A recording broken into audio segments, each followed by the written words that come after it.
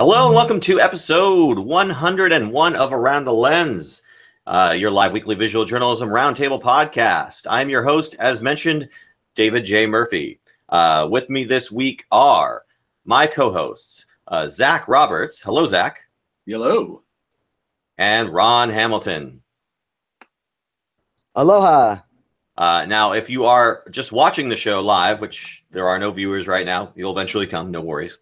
But anyways, if you're only watching the YouTube version of this show, you may not know that there's now a new pre-recorded intro to the show that I recorded. So I'm essentially introducing myself. Weird. I don't know. I guess that's how it works. But anyways, the intro is only about 30 seconds long. So if you get tired of listening into it, if you're a long-time listener, if you listen to it show every week, you just hit that forward 30 seconds button, you'll go right past it. But again, I was getting kind of tired of repeating the same intro over and over again. So now we have a pre-recorded intro. And we're also going to have a pre-recorded outro. So really, you know, we've been doing this for 2 years and really making steady progress. Soon the whole show will be pre-recorded and we won't even have to do it. I know, right? It'll be all AI. That's the we'll have computerized guests come on and, whatever. I like it. I like your thinking, you Zach. have one today. Rolling that podcast money. Oh, yeah. Sweet podcast money. Anyways, some updates from last week. I just want to say, big thanks to our all panelists for coming out last week. We had a very successful show, and we saw a nice little bump in listenership and subscribership, and a little behind-the-scenes info. We actually passed the 400 subscriber mark for the first time in the show's history, thanks to yesterday's show. Probably attribute that mostly to Mike Sharkey James. Big shout out to Mike Sharkey James, of course. But actually, if you want to know all the behind-the-scenes numbers, I used to keep some of it private. It's all public now. You can see exactly how many YouTube subscribers we have, how many show listeners we have. It's all on our AroundTheLens.com webpage. If you go to the advertise, sponsor us page, I've posted some of that there. And so you can kind of see all the behind-the-scenes stuff. By the way, if you're listening to the show and you aren't subscribed to us on YouTube, I believe we're at 99 subscribers. So you could be the 100th subscriber. I'm just letting you know right now. Is there a that prize? carries with it no prize, but you get the bragging rights of saying you were the 100th subscriber to our YouTube channel. So act now. Thanks for the show, and you aren't subscribed to us. Uh-oh. All right. Thank goodness that didn't go on. Anyways, we are talking about all kinds of great stuff for us tonight. Before we go on and introduce our panelist, I want to just say this will be our Thanksgiving special episode. So happy Thanksgiving and happy holidays to anybody might be listening. Zach and Ron, do you have any plans for the holidays? Plan eating turkey, Dave. Eating turkey? Okay. Zach? I don't think so. I think I may do just randomly to people on the streets what I don't know if you guys watched the White House press conference today, but Sarah Huckabee Sanders forced every journalist to say what they're thankful for this year before they could ask a question. Wow. Maybe I'll just go around and do that. Anyway. No comment. I will be, of course, doing my normal Thanksgiving tradition, which is a bottle of Jack Daniels and a microwave TV turkey dinner, of course. No, actually going home to Houston, to my wife's house, to hang out and do Thanksgiving with her family. So, but that's enough intro talk. Let's get on with the show. Let me introduce my panelist. He is up very late at night where he's from, and I thank him so much. If he's a little bit groggy or a little bit slurred or a little bit unconscious, just know that it's 2 a.m. over there, 3 a.m. 1 a.m. Okay, so it's not too bad. Not too bad. Not too bad. It's okay. That's right. Our guest panelist this evening is Simon Sharp. Simon, please tell the audience about yourself. Okay, yeah, my name is Simon Sharp. I'm from the north of England, from Manchester. I'm a documentary photographer and filmmaker for the past 6 years. Before that, I traveled around the world, did a lot of different jobs, lived in Vietnam, Thailand, Cambodia, Laos, a lot of Southeast Asia, well, all Southeast Asia. Worked in the volunteer sector, worked a little bit in development, and it was from that experience over the past 15 years and seeing a different world and seeing many of the problems in the world and why they were being, what the problems were and how people got to understand about them. That I went back into academia. I went to the University of Edinburgh. I did my master's degree in international development to make the world a better place, and so on and so forth. And it was while there that I got kind of hung up on how knowledge is produced, how knowledge is made, and how knowledge is disseminated around the world for people to act upon it. And I got a little bit despondent about that when I was in academia. It just seemed I was in what called an Oxford Rejects College. It was a kind of like a top tier university, that kind of people went to if they didn't get into Oxford. And a lot of the things people were learning about in development, it was a lot of well-moneyed people with good intentions that were talking about these problems amongst themselves. I even had lecturers who'd never even been to the country that we were discussing, and quite serious issues at that. And I got kind of, pretty despondent about that whole thing. I just didn't really see where the end game was. That a lot of people are reading a lot of highbrow books and having a lot of highbrow discussions in Edinburgh. And I didn't really see how that will play out on the ground and in the field from what I had seen in the past, decade and a half. And I'd been playing around with photography, and I'd had all my family saying, "Oh, you should take this further, you should take this further," and the usual thing. And I just decided to take a chance and go out there and try and talk about these issues and disseminate them in a much more democratic fashion, rather than you having to be kind of enrolled in a university to get access to this information. I just saw the power of photography in being something much more open, democratic. I could show it to anyone who was willing to look at it. You didn't have to enroll in a school to do it. And that was really my impetus, like from leaving my master's degree. I really thought that it was just much more efficient, much more open, more democratic, could engage with many more people, and possibly, engage some kind of social change and policy enactments and so on and so forth. So that's really the 2.5 minute rundown on why I got into photography. And then I started hiring myself, as a lot of them do, and worked in Calcutta, worked in Kathmandu, chasing stories, just finding stories on the ground and looking at important issues. I did a lot of work in the brick factories in Calcutta and in Kathmandu, on child labour, on animal cruelty, on forced migration, and I just kept hiring myself until I got a body of work that people actually started to look at a little bit, and like I'm still kind of in that mode of emerging, breaking out kind of thing, and just really trying to. I get up every day and I've got to hire myself still, and that's what I'm doing right now. I'm working on a project in the UK for a change, which is very rare. And after I'm done here, I'm going to be working with MSF. I won the Médecins Sans Frontières, the Doctors Without Borders Humanitarian Filmmakers Award, which was really cool. Wow. So we're going to be, I think we're going to be shooting in South Sudan.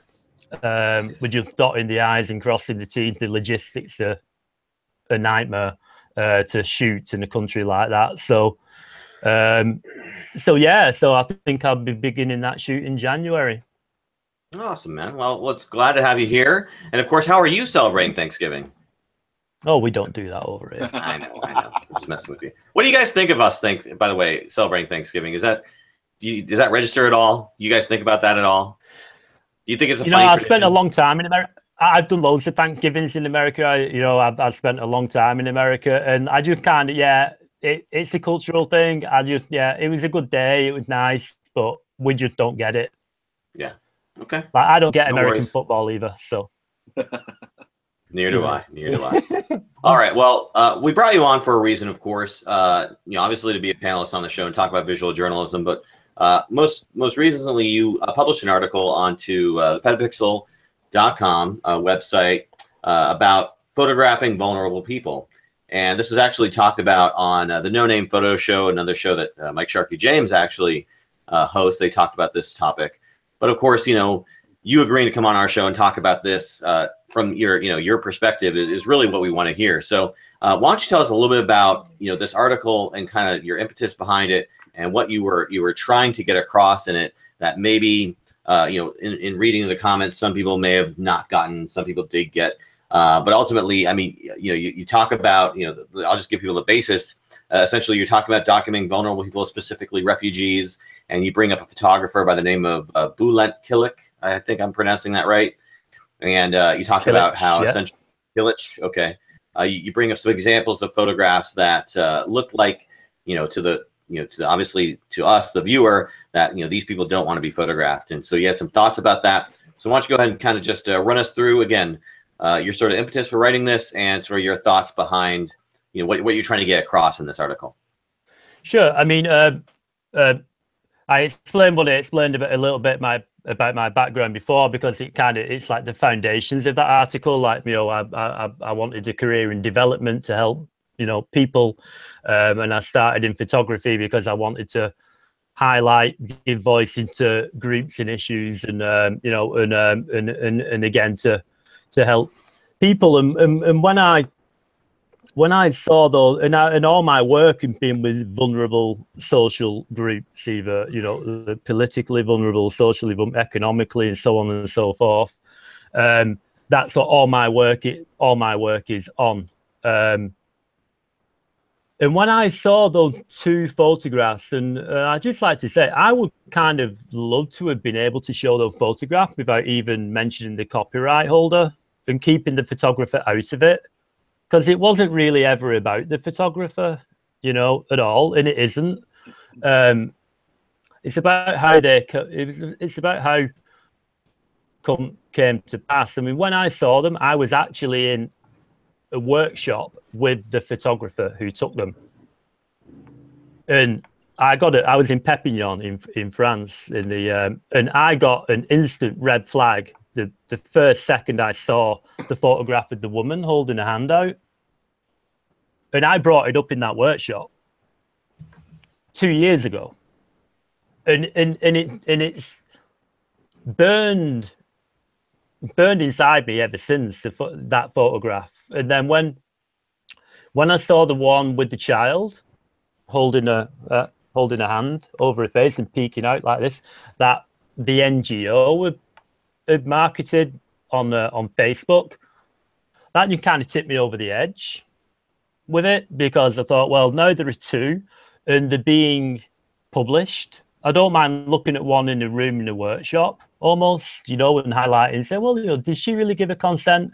So on and so forth. But when I saw two and they were both widely published by Getty, Financial Times, an NGO that ironically is meant to be helping these people, and I do believe in trying the best to help the groups, I just thought something needed to be said, because I don't know how really those photographs came to pass, in the fact that the photographer ever even took them, and the fact that they were published and widely published and still no one said anything.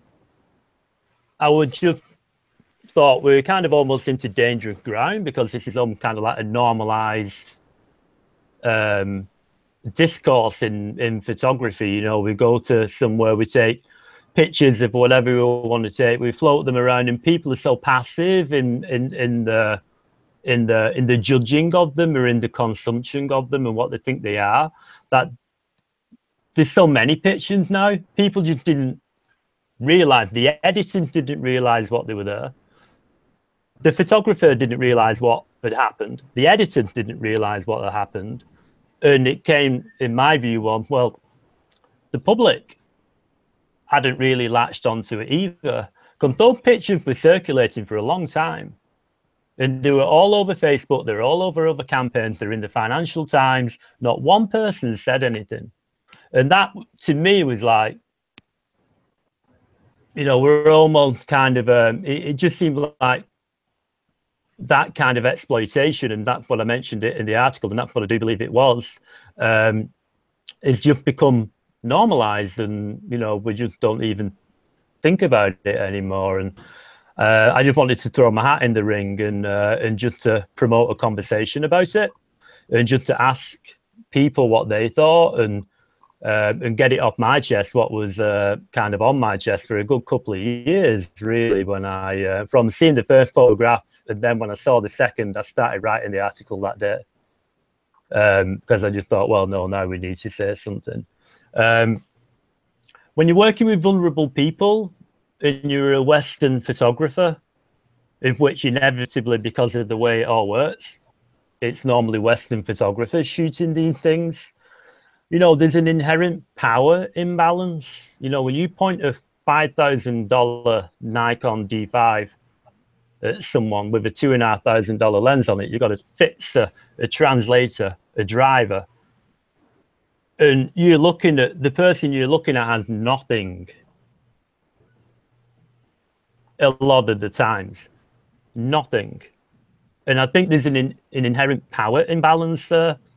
And we just need to be really respectful when we're taking pictures of vulnerable groups. And I I think that those pictures, they just crossed the line. I think there was a line there that when someone, if powerless is what the little girl was, especially, she still had enough agency to say no. And for the picture to still be taken when she was obviously, in my eyes anyway, withholding her consent, withdrawing it. I don't know how that happened. I would have loved to have been there. You know, like, is it industry pressure? Is it paying the bills? Is it just uncaring? All of them, none of them. Like I wasn't there, but I mean, it's quite obvious to me that the young girl, and especially, and the lady too, didn't want the photograph taken, but they were taken anyway. And I just thought it was a clear line. And, you know, Susan Sontag, you know, John Berger, all these geniuses have written about ethics in photography for a long time. And it's a discussion that needs to happen and need to continue happening. But this, to me, was just a clear, definitive line in the sand that consent had been withheld, but we just continued anyway. And when we say we, I include myself in that, because I'm part of the industry too. And, you know, and the fact that it was backed up, if those pictures were never published, they'd just died and gone away, no one would ever know. But they were compounded by the publication. And ironically, you know, with an NGO publicizing the one with the girl. Yeah. And I just thought that was, you know, like in documentary photography, we just have to realize where we're going, what we're going out there to do, who we're meant to be representing, who are we not representing, what are we representing, why are we doing this? And I think when you start crossing over those lines, it gets a little bit icky for me. I'm just like, ugh, why was that picture taken? Like I have no idea. It might have just been with no intentions at all, but I don't believe you ever take a picture without any intentions. Well, that's my question, Simon. I'm sorry, can I ask a question, Simon? Yeah, go ahead. What do you think about the idea then that these photos may raise awareness that would not otherwise be raised? And does that outweigh the person's desire to have their photograph taken? Well, I mean, I'm not too sure exactly what awareness they can raise, because the subjects of the photographs have become objects. Because I mean, they're not. You can't even see the face, Ron. You can't see the face of either of them. There is no name. There is no face. So what did the inhuman photograph, the fragmented, the just parts of bodies, and the only thing that's active is the hand pushing the camera away or protecting dignity. So for me, the only thing they can raise awareness of is how vulnerable people can still protect their dignity in the face of Western news outlets running around refugee camps in Syria.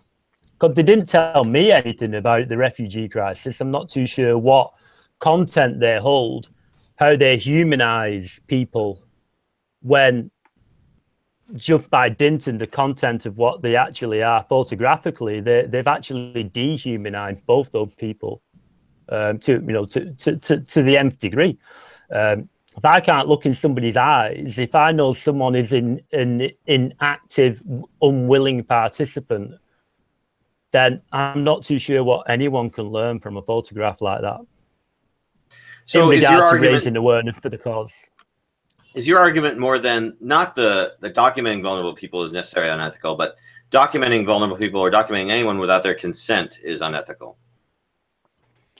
I think, and again, we can open a can of worms in this whole, unethical argument, but it's a conversation worth having. And yeah, basically, I don't have issue with vulnerable people being documented in the correct manner. But when someone's saying to you, no, then the answer's no. I mean, a little girl and a vulnerable, and a woman with another baby in the middle of a refugee camp have both said no, and the photographs were both taken. And can't remember if I've done it, but I don't always ask for people permission to take the photograph. I don't think we can enter that world of where you have to ask permission for every photograph to be taken. But if someone explicitly denies you, see, we're not chasing Madonna. We're meant to be like raising social awareness and trying to make the world a better place. I mean, that might sound like liberal BS, but I mean, that's why I'm doing it. I'm not doing it for the money. Excuse me, homeless refugee woman, who are you wearing? Who are you seeing right now? Who are you with? So where do you personally draw the line of what? Because I mean, we have you guys have like Black Bloc and Antifa. I mean, they're everywhere, and they aggressively do not want their photo taken, but they are inherently part of the news story and part of the coverage. I mean, they've got, they go to the point of like actually bashing people's cameras if you try to take their photos. So I mean, where do you draw the line? Obviously, these aren't vulnerable people. Well, to some extent, I mean, in that way. But I'm just curious on what's your kind of line? I mean, I know this is to bring up a discussion, so it's perfectly fine not to have a line in it's discussion. Where do you, I mean, like, well, what's the scenario where, somebody who doesn't want their photo taken, but it's newsworthy and it's, I mean, if the president doesn't want his photo taken or the prime minister doesn't want her photo taken, you still take it. Like, I mean, where's the line? I'm just curious. Sure. I mean, I don't think there is a line, to be honest, Zach. I think, like every situation is different, and every encounter between a subject and a photojournalist or a filmmaker is different. And we can all make mistakes and, and so on and so forth. But when people have got nothing, literally nothing, and you're trying to tell the story of a really important issue, if you're looking at a photograph, what did those photographs tell about the refugee crisis? I mean, like they don't tell anything about anything. I mean, like like I've already said. I mean, to me, they dehumanized and commodified the subject into objects. Basically, there's nothing there. There's no there.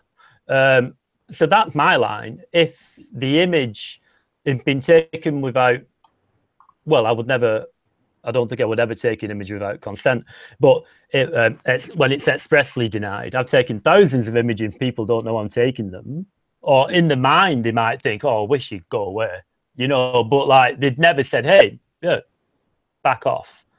You would respect someone's request not to take their photograph, no matter who it is or the newsworthy nature of it. If they came to you and said, "Excuse me, Simon," or whoever, photographer, Mr. Person, can you please not take my picture? Doesn't matter what it is, you wouldn't take their picture. Or would you still take their picture if you had to make a news story out of it? Like, I mean, let's say you run assignment, right? Yeah, and I think that's where this has come to pass. That the photojournalists in question, look, freelancing is really, really hard, if not impossible, way to make a living. You know, and I know that, and any freelancer in the world, you know, I mean, there aren't many people whose phones are ringing every day.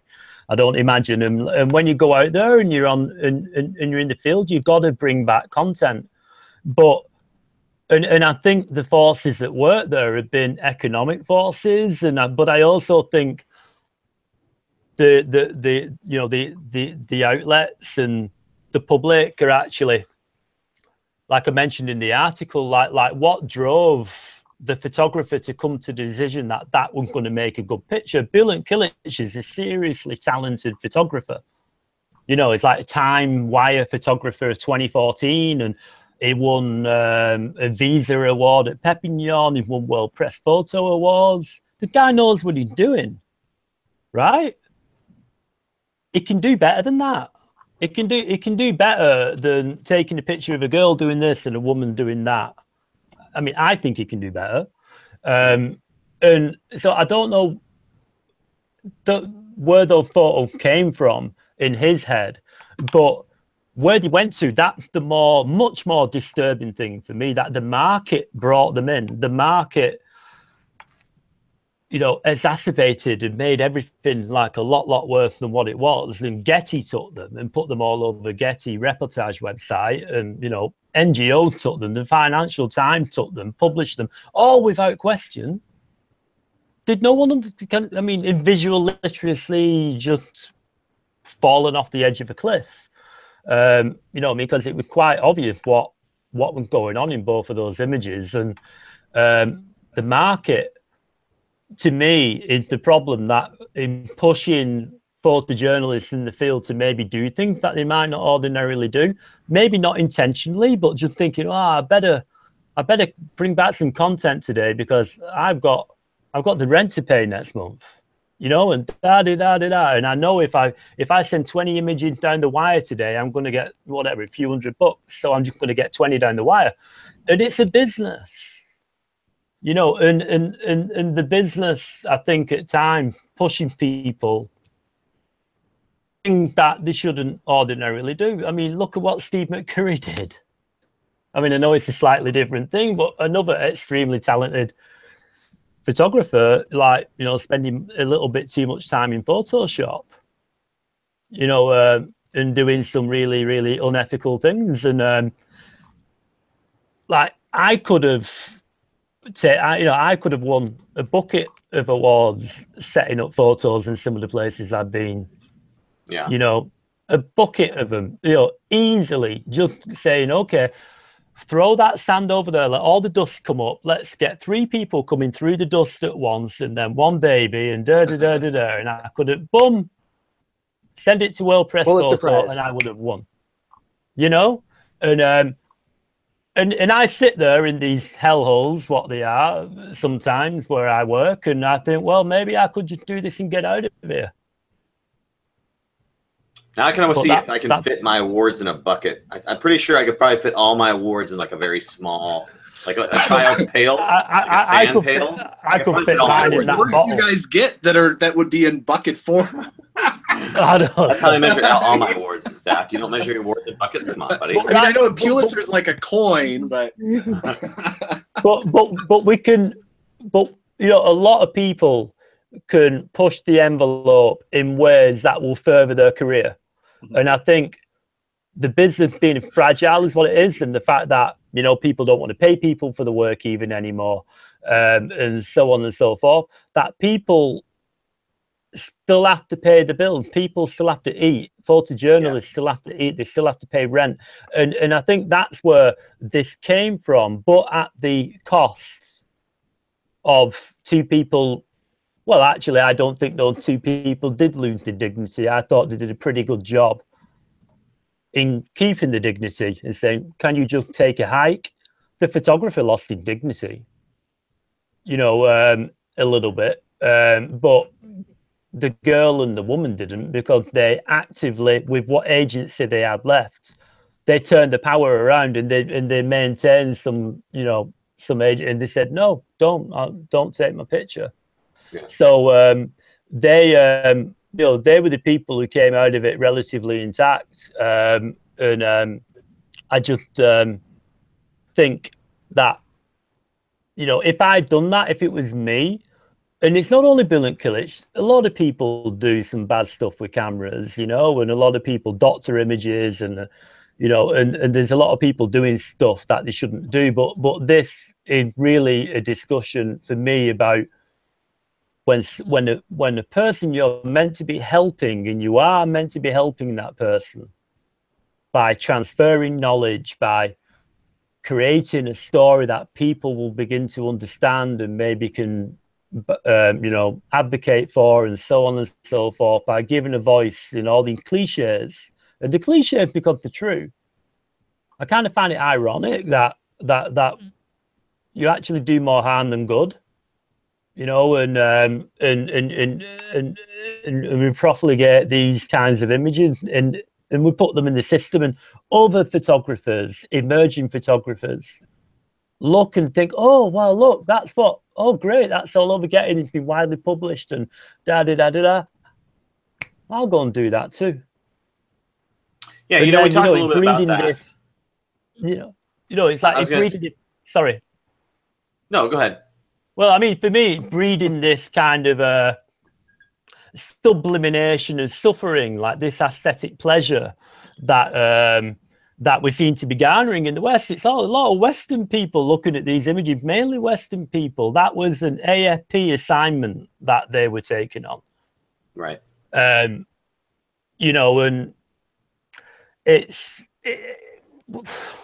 what can we do to educate people going into the field about what's right and what's wrong about taking the picture? Well, I think that's a really simple example. If someone who you're meant to be helping asks you to go away, then go away. Yeah, you know, we talked about this a little bit during our review of the movie Hukahe, A Good Day to Die, which I don't know if it's out in theaters yet, but it was a great movie. We reviewed it. You can check it out on aroundthelens.com. But, you know, they mentioned the movie, the combat photographers, or I should say the wartime and conflict photographers who were interviewed, mentioned how essentially their career field is being overrun with these, as they call them, you know, kids from, you know, photojournalism school or whatever, what they're being taught in photojournalism school. And it's essentially created this market of photographers who are, you know, it's like the paparazzi, you know, wherein they're now in this location and they have to, you know, pay the bills. They have to get these pictures. So they're just, you know, they're taking, you know, going to these locations, conflict zones, and, you know, there's maybe perhaps a bomb goes off and there's dead people and injured people everywhere. And they rush out, you know, 4 of them in a van, and they start just snapping pictures, getting, you know, up close and impersonal with their wide angle lenses, and just not respecting anybody's personal space or anything like that. And so I thought that was an interesting sort of analysis of the, you know, issues faced by, I would say, the industry as a whole, where, you know, again, everyone has a camera and anyone can take a picture. Anyone, you know, can get a handle on a camera and start, you know, taking pictures and flooding the market. And it's an issue that I would say, you know, most of us in the, you know, the industry have dealt with. Like, this is nothing new. This is kind of how the industry is. Everyone with a cell phone is a journalist now, you know, or, you know, self-proclaimed journalist. So, you know, how do you educate those people? I mean, obviously the photojournalism schools will do their part to educate people.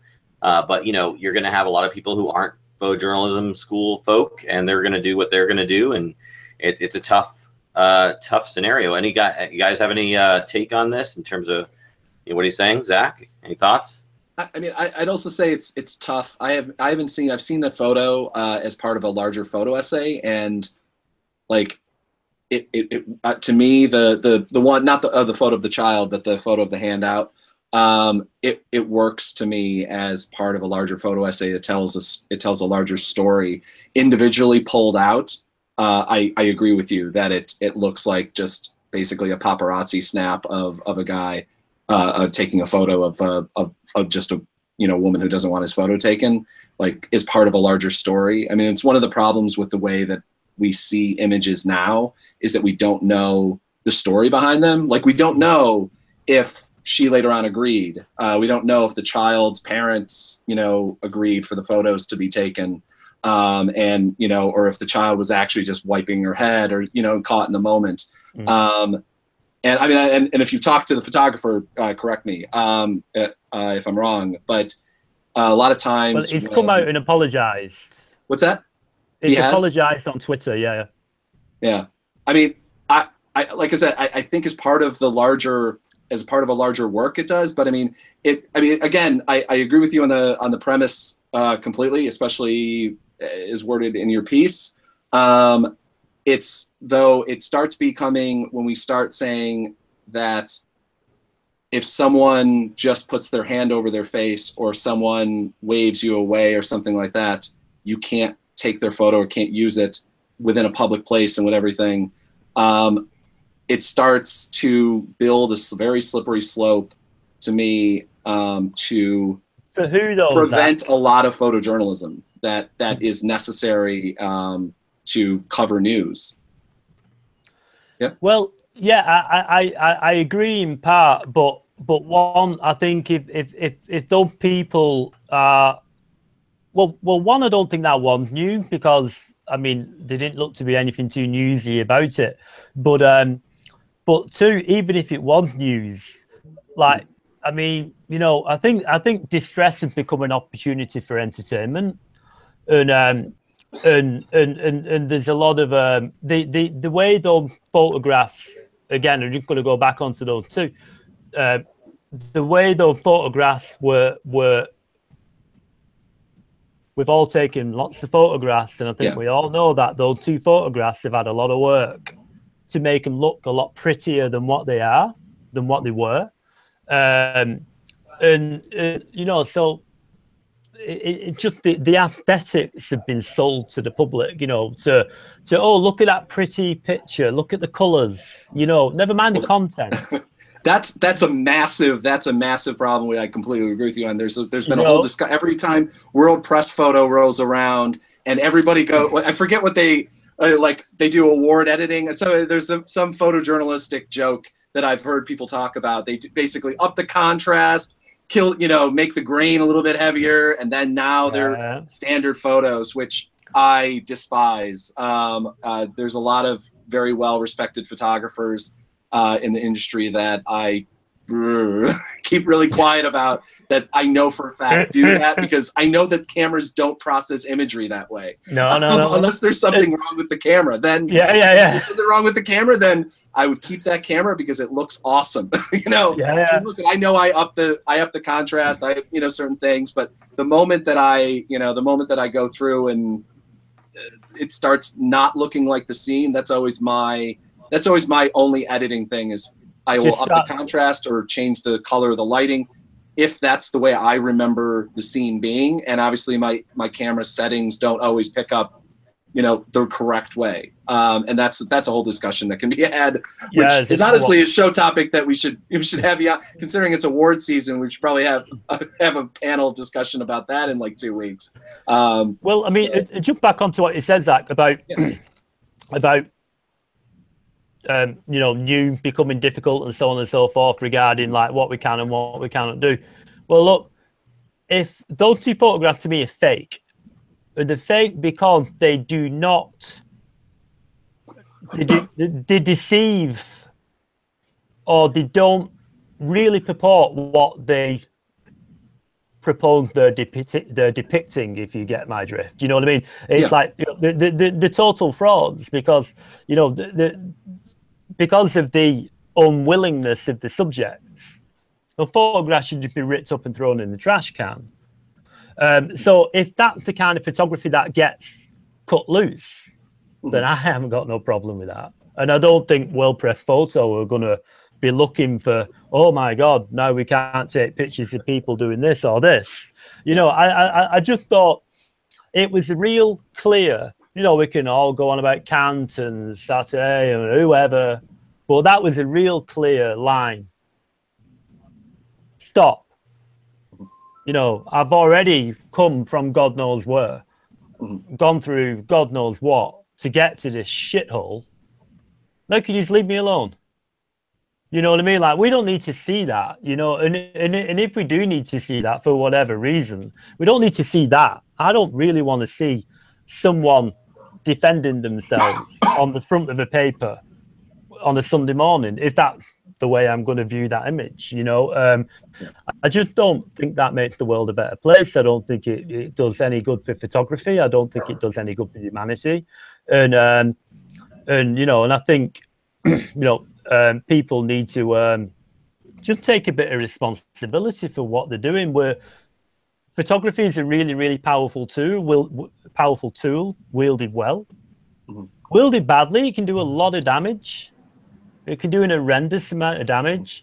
You know, and I think, like, photography scares me of what it can make you become. It can change you. You know, it really can. It can give you the access. You can go in there because you've got a camera. I'll walk in anywhere with a camera. You know, I've been in places with a camera I wouldn't go with a gun. You know what I mean? But it's okay because I'm a photographer, and everyone knows that. And you know, and that a camera is a very empowering tool. You know, the language behind it, shoot, take. You know, just even the language we associate, it's all about power, and we really need to just tone it down a little bit. Just recognize that when we're shooting around and we're taking, that's really what we're doing. We are taking at times, you know. I mean, but the irony is that we're trying to give, and the photographer in question, I don't want to make it about him at all. I know that person's a good person, and you know, and what happened. But I'm more interested in, you know, what went through his head when he took those pictures. Why he thought it was good for him and good for business, or good for whatever. But you know, I mean, I saw it a lot in Nepal. People just jamming cameras in people's faces, you know, in religious ceremonies. I was in Flickr is filled to the brim with that type of stuff over dude. I mean, poverty photography, basically. You know, poverty tourism and exactly. And I was in Kathmandu in the big earthquake in 2015. And I was going out as everybody else was coming in. You know, James Natchway, all those guys were turning up. And again, you know, I mean, the cameras let people into places that you would not normally go. I mean, a lot of photography came out of that weekend, photographing on burial grounds, Hindi burial grounds that you're not allowed to go near. But because there was an emergency and these white guys had cameras and taxi drivers, then it was open season. And some of those photos won World Press Photo. Shot on illegal grounds where you're not allowed to take photographs. So I just think people can push it a little bit, and they can take advantage, and that goes for hundreds of people, you know. Not just the DT picture we're talking about. They're just representative of a wider problem. I think though that, I mean, one of the problems that I know that I have to start thinking about, and I have, especially, like, what I mostly cover is American, as I call it, American conflict photography, which it's become now, with you know, protests in the streets and the white supremacist movement and things like that. And unfortunately now, since I work for a wire, which is unfortunately with the pay rates and everything, but I try to constantly remember when I'm uploading those photos and when I'm putting almost any photos on the internet at all, even if it's part of a larger photo essay, is that even though this image works within an essay and within a story, if they can be taken immediately and put into a context. Like, I took a photo of a black kid getting beat up by 6 white supremacists. It went completely and totally viral and has been used by everybody on the planet politically to do what they want. And I've gotten screamed at for taking the photo and not intervening and not doing anything, which is a whole different discussion. But yeah. And you should also mention you were awarded recently at Photo Week DC. Yep. Yeah, for that which is super weird. Anyway, just getting an award for like that sort of work. I don't know what else I'd get awarded for because it's, I try to remember now, and it's actually kind of concerning because there's a lot of times I feel like I can't tell the story that I need to tell if I don't add an image that could potentially be taken out of context or pulled out and discussed individually without the larger kind of body of work that went around it. Like Antifa, punching some guy. I'm like, well, the image that I didn't get that happened right second before that is that guy was hit with a stick by the white supremacists. But that photo happened, and that photo is important because not only because it happened, but I have to make decisions which make me feel weirdly, especially since I don't have an editor. I don't even have an editor like I assume this photographer did.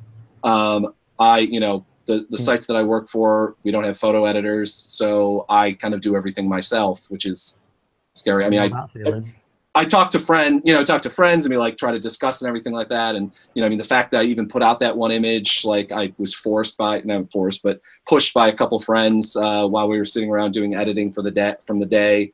But I think it's got to be a distinctly thing. I wasn't lucky to work during the time of like newspapers when a photo had, it wasn't going to move off of the place that it was printed. At least it was relatively difficult for that to happen and rare.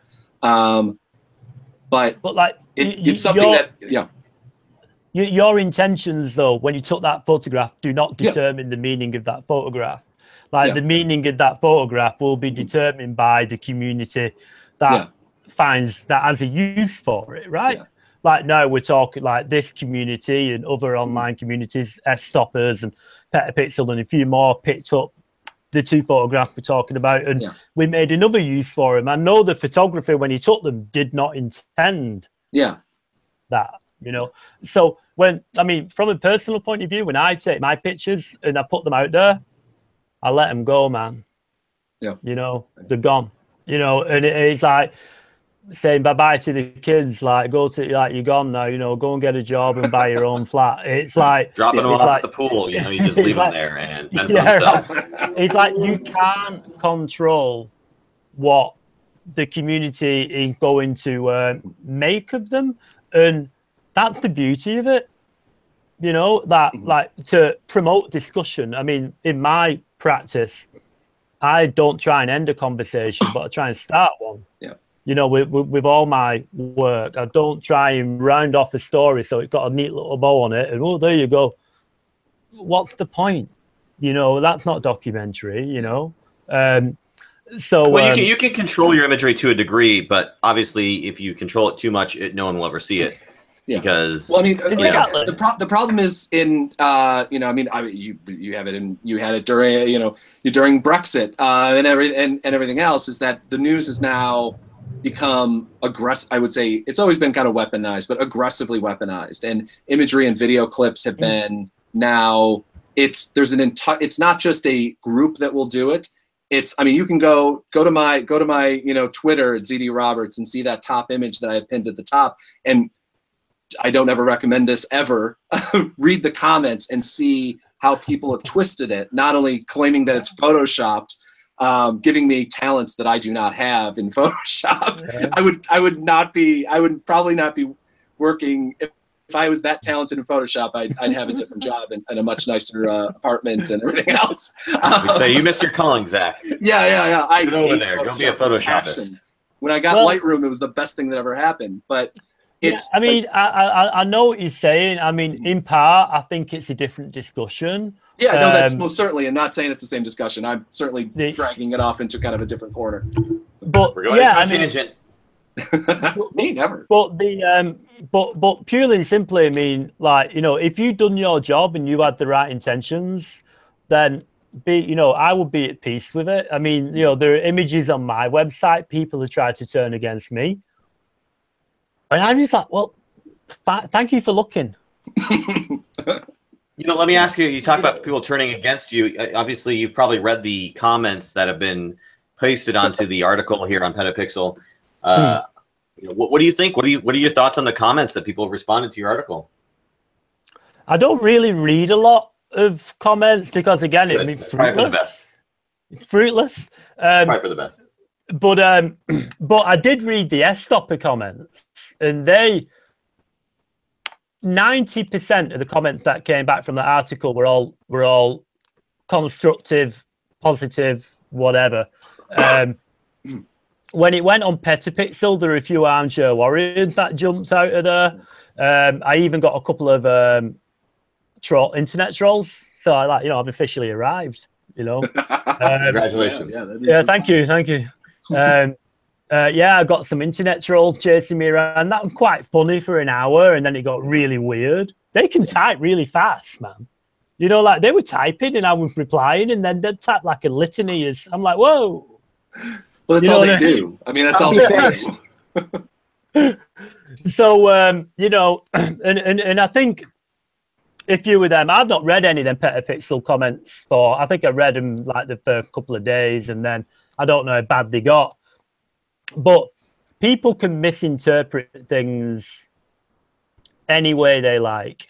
You know, if they want to go out there and do it, or if they have any thoughts about how they could do it better, then go ahead. I mean, you know, you can self-publish. You can buy a good camera for $200. There's a plane ticket for $350.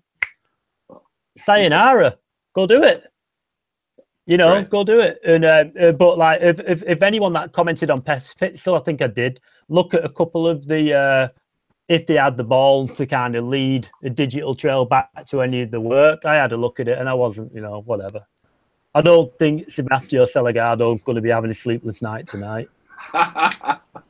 You know, definitely an interesting well, that's debate. The difference though between the F-Stopper community, and I love Petapixel, and I love all the people over there, but the commenting community is distinctly different. Like I described to you. They're a product of their success. YouTube comments of the photo community. They're a product of their success. I mean, they have 6 million unique views a month. You're going to get people who, you know, there are people reading debate. There are people reading all kinds of stuff online that do nothing but sit in the basement and read things online, you know, all day, all night. I've done it myself, you know what I mean, for a little while. But, you know, I mean, if I think a comment is constructive but kind of misguided on what I, you know, we're just out of line, I'll probably reach back privately and say, hey, well, you know, Dan, thank you for your comment. This is what I meant. But if I think it's just so out there that it's just like weird and just illogical, I'm just like, you know what? I'd rather have a cup of coffee and read The Guardian, you know, quite honestly, you know, or look at the football scores. There's just no point. I mean, of all the people that read that article, I think it was shared on S-Stoppers 1,500 times, just shared. So I don't know how many people read it on there. And then it was, I don't know, call it 10,000. I think I counted about 9 negative comments. Yeah. So, well, you know, there are 6 billion people in the world. So if 6 weirdos are going to get on my wick, then that's fine. You know, I'll take them. Yeah, I mean, it's a complicated topic, and you know, I think what's great is we've solved it. We figured it out, and we're done. I mean, we've discovered and solved the issue of ethics of documenting vulnerable people. No, but I mean, that's the thing. It's like, you know, again, it's not an easy topic, but I think it's you know, mandatory that we have to have these type of conversation. We have to discuss this. We have to figure it out because again, it's not going to go away. Vulnerable people aren't going to go away. The desire to see those people aren't going to go away. What's that? I mean, even if you don't get anywhere, like for me, I think what needs to be talked about, and what I would like as a photographer would be for more people to talk about this, so I know more about what is right and what is wrong when you're in a certain situation. I know, like Joa Silva from the Bang Bang Club. I think he said he used to shoot the 60 seconds in is someone getting hurt, he would shoot for 60 seconds. It was just his little rule. And then after that, he'd put the camera down and get involved. Yeah. That's how he managed to do it. And then whether that's right or wrong, it's not for not for anyone but him to decide. But when he told me that, I was like, that's actually a pretty cool way to look at it, because you have to carry on working, but you can't become this complicit bystander. You can't, like when you're starting to see things go down in front of you, you have to carry on shooting for sure, because that's why you're there. But there comes a cut-off point.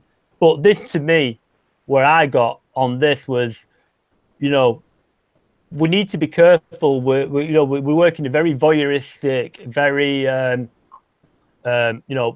we work in a very voyeuristic industry where the power imbalance is greatly geared to Western middle-class men and women with money who can afford to fly out to countries and take photographs of other people way less fortunate than themselves.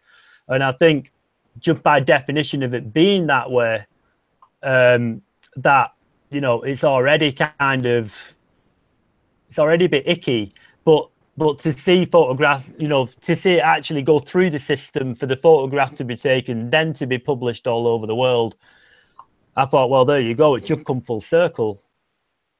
And I would say, go on. I was going to say, I've been in situations where I've been, the outsider who has the camera and is taking pictures, and the people I'm photographing are obviously, much more poor than I am, or in a, disparate location. And I think, you can't let that, I think, stop you. My personal take is you can never let anything you're doing stop you, because at the end of the day, you have to be a photojournalist. Are you a photojournalist or not? And I think as long as you're not hurting anyone with your work or your craft, you should do it. Now, in terms of what actually is published from what you shoot, that's obviously a whole other story. But I would say, I would never tell anyone to put the camera down if that's their job, if that's what they're doing. Because you get always these ethical debates sometimes. It's like with they were giving you a hard time, Zach. Why aren't you helping? Or you hear it all the time. It's like, why aren't you helping that poor person who's dying or whatever? And at the end of the day, our job as photojournalists, and it's not, you do what you can, get the shot you need, and then help out if you can. But ultimately, that's your job. A firefighter's job is to put out a fire. A photojournalist's job is to, take a photograph, and that comes first and foremost, in my opinion. But again, that's not true of everyone, and some people would disagree with me. And I don't have any that that comes down to like your personal preference a lot of times. I'm not saying what I'm saying is right or the definitive answer. I'm just saying that's what I believe. It depends, and I think the camera magnifies who you are as a person a lot of the time, someone on Petapixel said, "Oh, that photographer was just doing his job. He had to get the story," and I was like, he didn't have to get the story. That was not the story. You know what I mean? There was no story there. How can that be the story? And that's where I continually go back to with stuff like this. When your photographs are dehumanizing, when your photographs have got nothing to do or not depicting your brief or what the magazine wants or what the issue is or anything like that, when you're just shooting for content and people are denying you access, then get out of town. Go take a drink. Go and find another photograph. They're everywhere. Well, there's always a way to shoot a story. There's always, if you're dredging the bottom of the barrel, we're really dredging the bottom of the barrel when we have to take photographs of people openly denying us to take pictures. If that's where we're at, then the whole industry is done. That's what you go back. You go back to your take. You go back to what you've shot. Shoot whatever you're going to shoot. But at the end of the day, if you need to tell, if it's like, you didn't do a good job shooting the subject, I think if you need to take shots where people are completely against you wanting to take it, if that serves no newsworthy purpose, there's got to be another shot you did in your entire shoot that day over at the refugee camp where, again, people are not maybe nobody really wants a photographer to come into the refugee camp and take pictures. No, but, nobody does. There are people who probably don't care. There are people who are like, whatever. my life is crappy, but, you know, whatever, you're not going to affect it either way. And some people, I think, in the refugee camps might know that their image is going to be, you know, lend itself to, you know, helping support a cause. And they might openly say, like, go ahead, yeah, sure, you know, document my life. I mean, maybe it'll make a difference. And you But get yeah, everything in between. But Right. you get everything in between. But if you can't, when you get home, wherever home is that night, if you can't look at yourself in the mirror and think that you're, you know, that you're not taking, in England we call it taking the piss, you know, that you're not taking the piss out of anyone that day. If you think, like, if you can't honestly look at yourself with no one around and think, you know what, I am a good person, I am doing this for the right reasons, and I've not overstepped the mark, I've not done anything unethical today. If you can't say that to yourself, then you know, then you know, it's a pretty bad do, you know, because like a camera to me, like I say, is a very, very powerful tool, wielded incorrectly with the wrong intentions. It's like something from a Superman movie. It's like kryptonite, you know. It's like, it's dangerous, you know. It can do a lot of damage, and the and the market is hungry, and the Getty and all the people are hungry for content. They're all screaming for content, and you've got freelancers running around in the field, shooting for content like crazy, you know, doing 18 and 20-hour days, and they've got to get the shot, they've got to get the shot, they've got to get the shot, they've got to send it down the wire, and their editors are screaming, and that and all the pressure is on that one person in the field, and you know, and it manifests in certain ways sometimes. And on this occasion, it's not the only occasion. We could all go on the internet and find another dozen more from whoever. You know, it manifested in two people who, like I said before, they actually won. You know, like they walked away with the dignity intact, because they had whatever they had left. They still said no. They didn't become victims. You know, they said no. They used whatever power and agency they had left, and they made a call, and they stood up for themselves. It's a fair play to them, you know. But not everybody have got that agency, even that amount of agency left in them. So when you got this industry driving all these journalists out there in the field, and they're being put under so much pressure to deliver, you know, that's gonna manifest in the kind of behavior, and that's what it is. It's a behavior. That photographer chose to take those photographs, and so, you know, I'd like us all as visual creative people and good human beings to, you know, just be aware that if we're ever in a situation and someone does that, maybe you shouldn't do it. Maybe Simple. double think it. Maybe take a second thought and think about it. Or I might be watching. Let's close out the show. I want to talk about two quick topics, and then we'll close out the show. Patreon, of course, is a popular means by which to gather money for a you know, your product or your cause, or, you know, try and get crowdfunding to help you out on a regular basis. It hasn't been very helpful for us. I don't know if it's been much more helpful for Zach. But let me just double check our Patreon page. We are we're at 0. Okay, we're still at 0. I'm still waiting for that first person to make the donation to the Around the Lens Patreon page. We'll get there. We'll get there. A couple more years, I'm sure we'll get a dollar. Anyways, Patreon's one thing, but of course Kickstarter is the sort of grandfather of all this sort of crowdfunding ness. Kickstarter is unveiling a new product called Drip, which is basically Patreon, but for Kickstarter. I have signed up for us to get the newsletter. They're still in the invite only phase. So if you happen to have a Drip account and you're listening, send it on over to me. I'll sign us up for an account, and then there can be another account that we don't get any money from. But anyways, you know, again, interesting to see another entry into the kind of regularly funded sort of crowdfunding campaign. I don't know if this really makes a difference in anyone's lives. I mean, I think it's kind of like YouTube. It's kind of like a million other things that we do.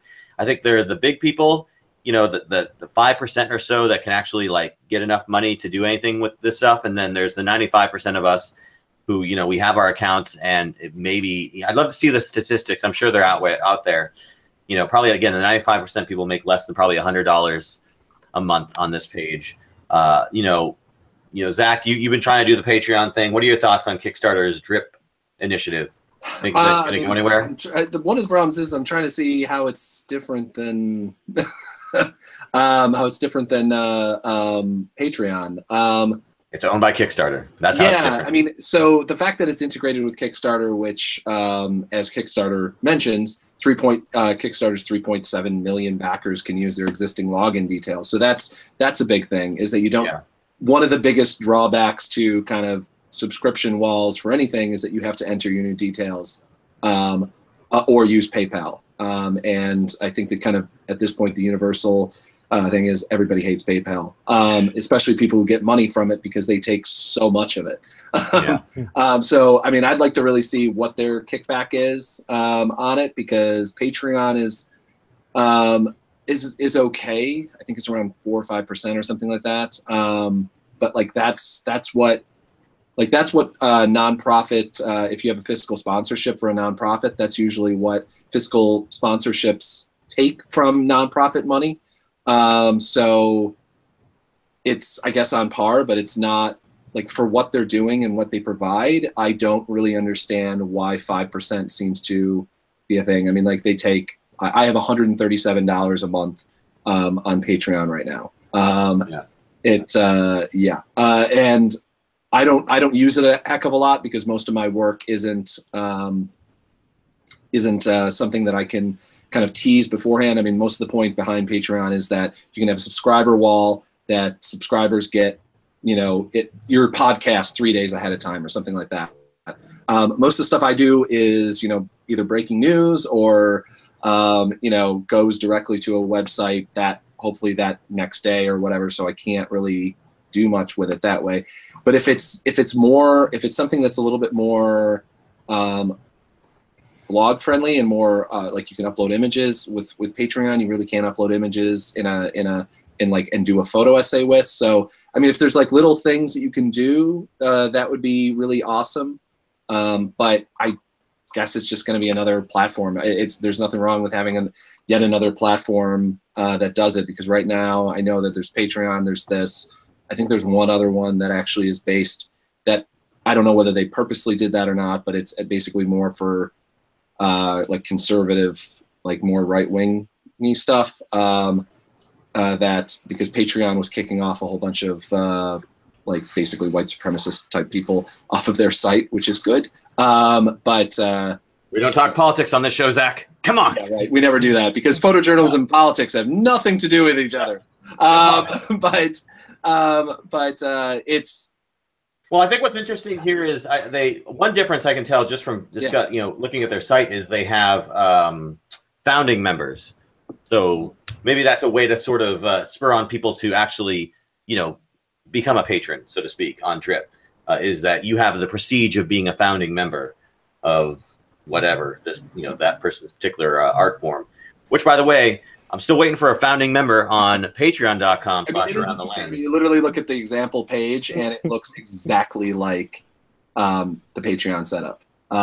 Just the way that they even format things. They probably will at some point. I mean, I'll be starting up there because anytime you access have ability to access people who already have their login details into a certain site, then I personally want to jump on that, because 13.7 million people will do it, and they will see it, those things. I mean, that's like why medium.com is a really big place to blog at, because Medium then kind of distributes your blog potentially, who, you know, you may have no subscribers, but if for some reason somebody at Medium or whatever sees that it's really cool, they'll put it out. That's one of the big things with Kickstarter, as opposed to even using like Indiegogo for crowdfunding. Kickstarter sent out my Kickstarter I did like 10 years ago out on their newsletter. And I basically met my goal because of that. I mean, I literally met my goal by like $200. But I met my goal basically because all these people who randomly heard about it through the Kickstarter newsletter that reaches, you know, I doubt it reaches 13 million people, but, you know, it reaches millions of people likely. And so that's a cool thing. But yeah, cool. I mean, it's another thing you can pay through. I think you can still pay stuff through your Amazon. It uses Amazon payment methods, and basically everybody on the planet has has a login for Amazon, or at least in America, everybody does. So that's cool. All right. Do you, what do you think of this whole Patreon crowdfunding thing to support your work, Simon? Is that something you would ever participate in yourself? You know, I'm a little bit behind the curve with the crowdfunding model. I have looked at it. I'm shooting a feature film right now. I got commissioned to make a short film, and I'm using the money from the short film to fund the bigger film. Yeah. But a 90-minute feature film takes a little bit of money, so I'm looking at all kinds of sources. I'm actually talking to Kickstarter now about making a campaign, but I've not been down the Patreon route at all. It's not very big over here. Yeah. And then when I've been looking at Drip, it's still like mega closed up by the look of it. So it's not really got anything for me. Yeah, we'll report back on it when we actually can access the site and let you know if it's and then we'll add, of course, and continue to tell you to, hey, give money to our Drip campaign. While you're at it, give money to our Patreon. And just give me money on the street. Just mail. You can mail money to. No, all right, last story this evening. But I'm up for any kind of, like, you know, this you know, like, we all know this industry is a really difficult industry now, but any kind of crowdfunding or self-publishing model, whatever it is, you know, it could be anything. I think it's really good news for the industry and for, you know, for freelancers in general, because, you know, there's so many there aren't a lot, but the gatekeepers in this industry, they kind of keep, you know, they kind of keep a lot of the work for the friends and the people they've worked with and so on and so forth. You go knocking on the door, you may as well just go get a coffee, you know what I mean? There's no point. And I think this route to self-publishing is, you know, power to the people, man. You know what I mean? It's like, you know, I'm about to put one of my older films on Amazon. It was Vimeo Staff Pits. It did a couple of film festivals. Now it's had its run on Vimeo. I'm going to put it on Amazon and see if I can get some money on streaming for it. You know, I'm not going to spend 6 months trying to place it with a publisher for a few $1,000s. It's all they'll give you anyway. Yeah, I just went through all this. Right, you know, and I'm like, you know, you've been promised this off this publisher, promised this off that publisher, and you're talking pittance at the end of the day. And then I'm thinking, well, you know, why not just be your own publisher? And I honestly think that that's the way forward for my business model, into Amazon Prime, you know, Vimeo, Vimeo on demand, so on and so forth. Build up your own audience and just forget that world of earning a living in this industry by publishing your work in the traditional sense. There's no money there. I know people who are publishing 50, 60, 70 times a year and not earning enough to live. Oh wow. You know, and that's like, you know, I'm talking people publishing in the big European, Der Spiegel, The Guardian, you know, in America, in Time, the New York Times, and they still do not have enough money to live. They're still living hand to mouth every month. You believe that? Shocking. I am shocked. It's true. Shocked, I say.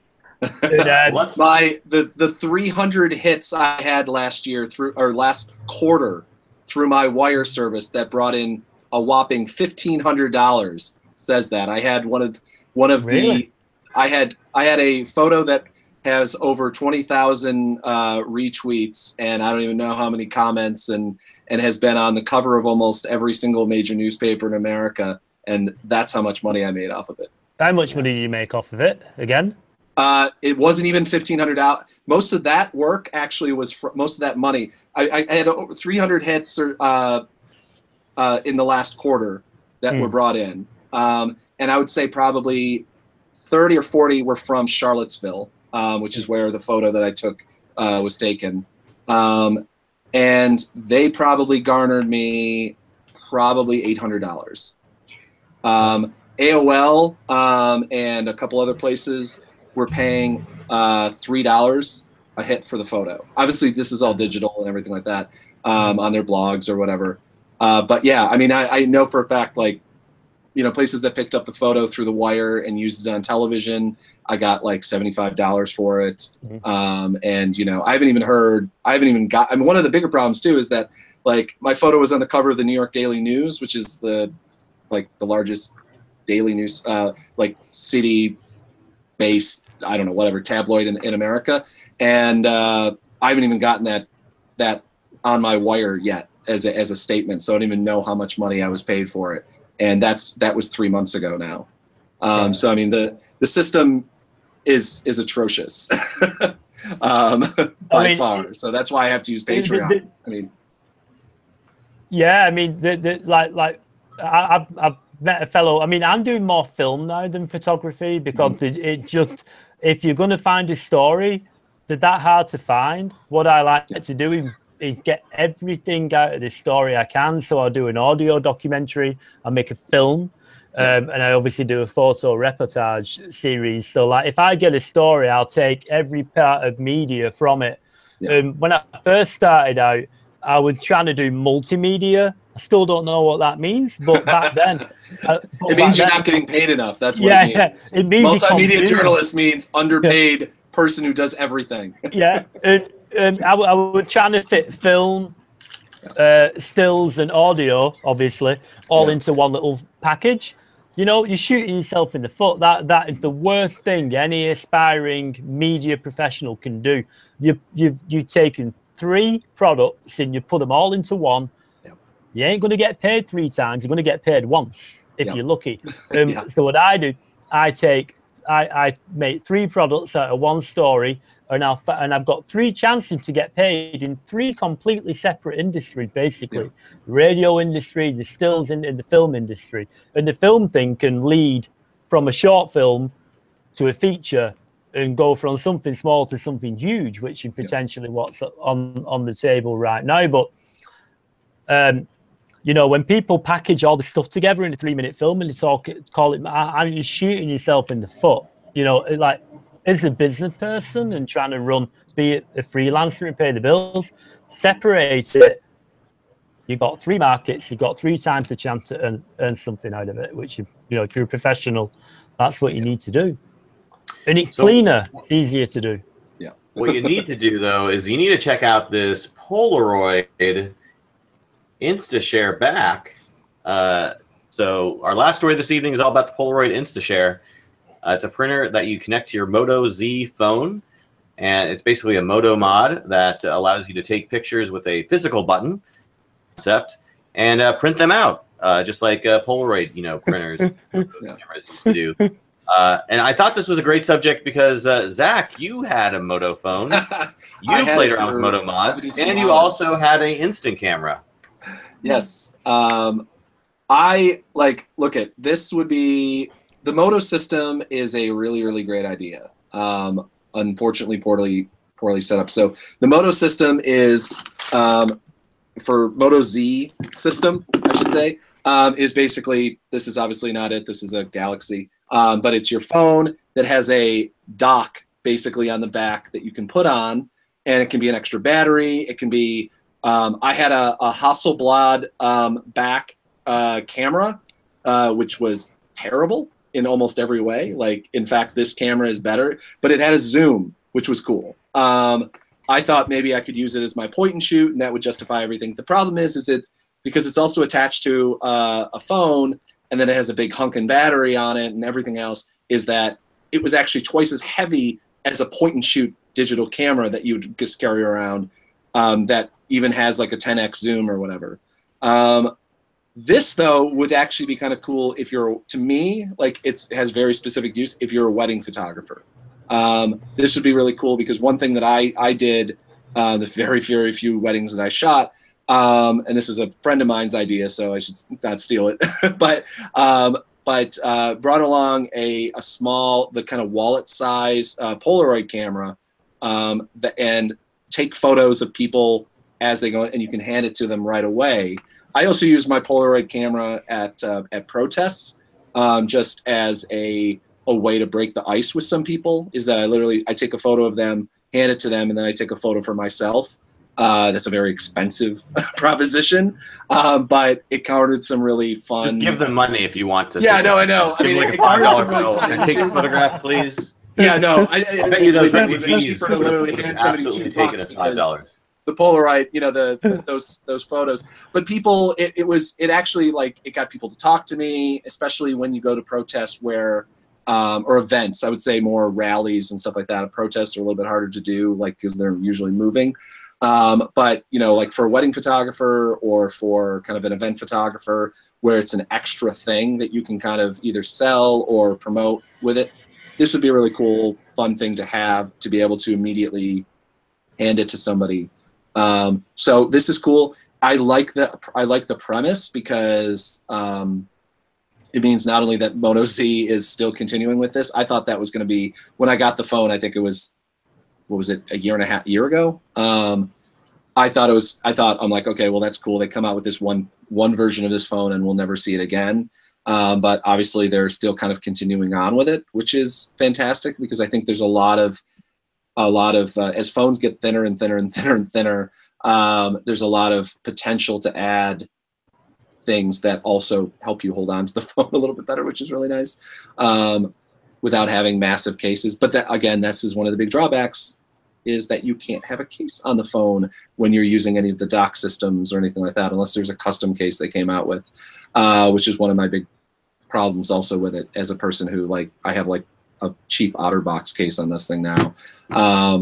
Yeah, with all these products, I mean, it's always going to come down to, you know, you're going to spend like 50 cents or 33 cents depending on how you buy the packs. There's a 20 pack and a 30 pack. One's for 10, one's for $15. So you're spending actual money with every single print you make, and I think that's the hard thing for, I think, anybody to swallow. I think the technology is fine, but, you know, personally, as someone who doesn't own one of these cameras, phones, I would probably just get one of those little portable printers they sell nowadays, and just, you know, try and find something that has. I don't really care about the cost of the printer; it's the cost of the prints. You know. Yeah. That's there's some open source. The thing I would say, if I was an event photographer, and I didn't care what my phone was or whatever, if I had a phone I would get, I would probably get this, because not only is this smudge, it's smudge free print photos. It's probably a small, tiny little thermal printer then, and like those things, I can't tell you how excited people were anytime I'm at an event and you can hand them a photo right away. And being able to not have it be like a Polaroid image, which is not only expensive as hell, but also you don't really know as well what you're getting as you would with a digital. I mean, basically, you're taking a digital photo and printing it out. So I can certainly see that. I mean, the problem, I'm happy that they're coming out with it, but I mean, the market for the people that would need this is probably like 3,000 people. And even then, I can't see most of those people, most event photographers have that setup that you're talking about, Dave. But again, like I find it cool, like kind of with most of the technology stuff that we talk about, it's like, well, this is something I would never buy, but I'm happy that they're moving the technology along, because hopefully it means that, I don't know what would come out of this, but hopefully something will come out of it that would be better. I mean, the fact that a tiny thermal printer exists and that it's only $200 is kind of nuts. Because I mean, if you think about what a small portable inkjet printer used to cost, like it used to be $500, because the Canon version of it that has it still costs I'm pretty sure it still costs $400. So that's really cool. Yeah, I could definitely see it used for this in, like, I was in Honduras a couple years ago, and I interacted with people, and like I took their picture. You know, they were willing participants, by the way. I took their picture, and I was like, okay, I'll put this online, and I can send you a link, you know, to the Facebook page. And the person I photographed was like, I don't have internet access. I can never see this photograph. And I'm like thinking, oh, Josh, well, I can bring you a disc with the images on it. Like, I don't have a computer. Where do you? Don't you get it? So, I mean, having something like this where I can just, let me snap a picture and give it to them, that's going to endear you so much. Those people, they're going to be so grateful to have that type of thing, you know, because again, that's something where, for them, it's a trek into town, and they gotta, pay somebody to take their picture, and who knows how that process works. But I think it would definitely endear yourself to people. Simon, do you already have this on pre-order? Have you pre-ordered it while we were talking about it? You know what? I would love one. I would love one. And like, I've been in so many situations in India where photographing people was difficult and getting permission was difficult, and and it was so many really striking visual tribe people who were like, no, and then I, through an interpreter, told her, well, look, let me take your photo and I will give you back your photo, and then if you like it, then and then okay, boom, took the portrait, sent someone on a taxi to go into the nearest city to get it printed, come back, boom, and then the whole village is going wild, and the I would give my left arm to have something like that with me, come to open doors, to put people at ease, and to bring and to give something back. A lot of the people I photograph are never going to see a computer, and they never mind an internet cafe, so they're never going to see anything online. And to bring it back to the conversation, the wider conversation, the little girl who was doing that, I wonder how that photograph would have been different if maybe the photographer would have had one of those little machines on. He said, "Oh, played a little game. Oh, look, I'll give you a picture. Oh, put it." Now you've got a photograph you can take. Yeah. She also just the fact that it's a phone. She probably, her mom has one of those. Probably, if it wasn't like lost in the whatever. But she's recognized it. That's one thing I've kind of pulled away from my criticism of phone photojournalism, especially in these things, specifically because journalism. What's that? Phone photojournalism. Phone photojournalism. Eros Hoagland talked about this, I think, I'd say a couple episodes ago, 90 episodes ago or so, where he actually started using his phone for a lot of, I think it was in Juarez, he started using his phone for a lot of work because obviously they're having a big Canon camera, kind of labeled him as somebody to either kidnap or shoot or rob or whatever. And why not having that would be as an introduction, especially. Then you can take your photo and do whatever you want. Obviously, that's posing and it's a whole different thing, but it's still like, that would be awesome in that situation. It's a complete icebreaker, and also I would even taking photos in some of these situations, it might be okay with your immediate group, and then someone can roll in. You're not cool with it and you're oblivious to it, and so on. So then you might have to pacify that person and a couple more, and maybe some people have been drinking Bang Lassie or whatever, and it's all getting a little bit crazy really, really quickly. Something like that could be really cool, just to calm everything down, to give everyone a little present, and then just get out of there, and come back the day after if need be. But I think that's such a cool tool to, even if it's just giving someone the print back. I make a point out of every project to do, because I'm such a bad photographer, it takes me a long time to get anything okay. So I spend a reasonable amount of time on a story. I'll be on a story for at least 3 months. And I get to know people, right? As you do, you get to know the set. You're with them every day. You get to know them. And the best thing I ever do with any story, whatever, if anyone buys it or whatever, cool, and it pays the bills, and that's what I'm here to do. But the best thing I do on every story, give each person the picture back, before I leave. And my favorite part of any story I work on is doing that and making sure everyone gets the picture. It costs nothing. You're in Delhi, you can go and print 150 pictures for whatever, $10, $15. It's no big deal.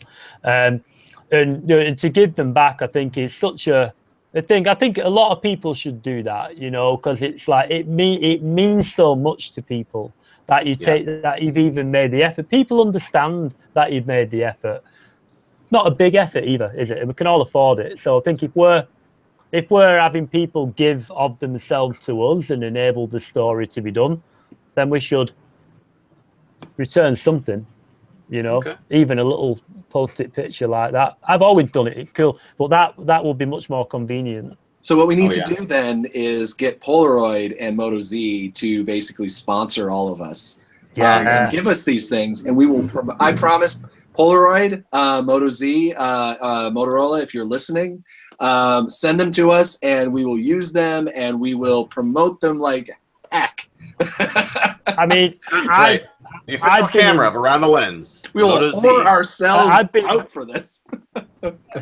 I've been in so many situations, you know, it's like Indiana Jones in that movie where he's reaching for the whip and it's not there, and he's in that hot situation. I'm like, oh, I wish I had a little printer. I could just print a picture and give it to him, and everything would be cool.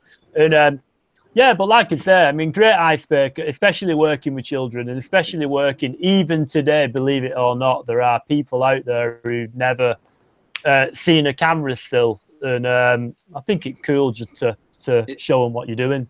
It's also a for some reason most photojournalists I know don't carry business cards, which to me is a really weird thing. I don't know why. I always have, but when I run out, like the idea, you print this out, I assume it has a white background, you can just write your name and phone number or info on the back, and that person well, I mean, you know, I mean, obviously you're talking about very distinct things. Like I was at Euromaidan during the Ukrainian Revolution and everything, and I was taking photos of people, and I actually ran out of business cards. So it was this like 5-minute, the few people that are like, I need to have that photo, I want to remember this forever. It was this like 5-minute ordeal of exchanging emails on our phone and doing this whole thing. If I could have just gone click, right, with a Sharpie marker or whatever, which I always have Sharpies for some reason in my bag, and hand it to them, like they definitely would contact me back. Like I can promise you for sure. that exchange begins. And I would love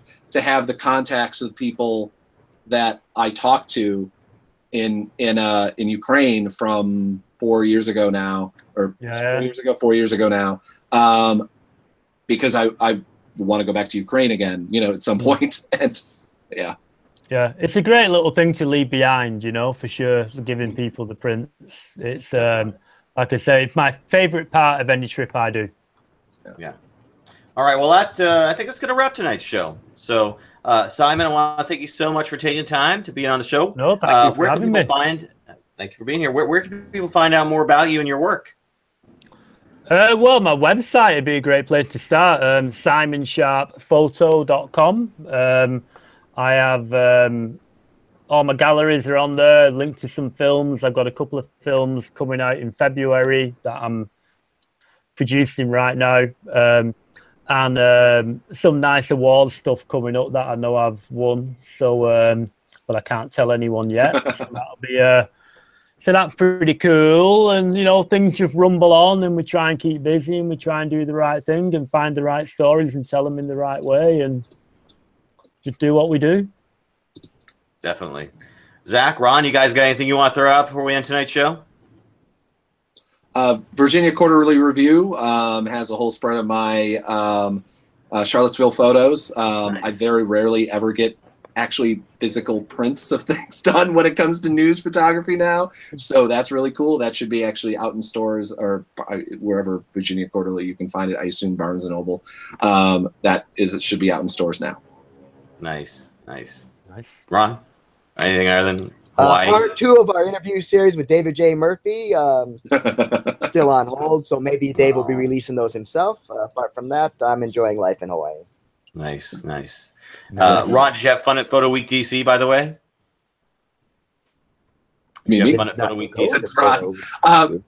Yeah, no, it was. I was there very briefly, but it was a great time. Unfortunately, I think it's over now, so I can't say go to it.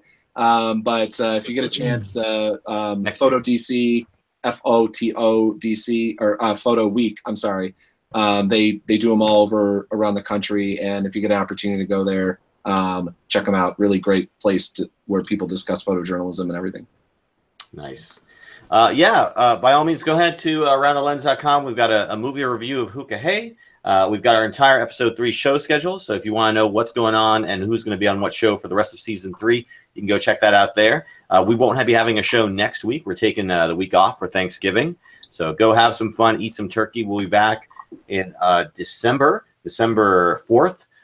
With Joe Giordano, who is a podcaster who has a podcast called 10 Frames Per Second. He interviews photojournalists. So you can go listen to that in the meantime. That's your homework. Go listen to his podcast. So when you come back next year in December, or next month in December, you'll be ready to go to listen to that show, episode 102, December 4th. So again, I want to thank our guest panelist, Simon Sharp, for taking time out to speak with us today. And for Zach Roberts and Ron Hamilton, I am David J. Murphy. This has been Around the Lens, episode 101, and we are out.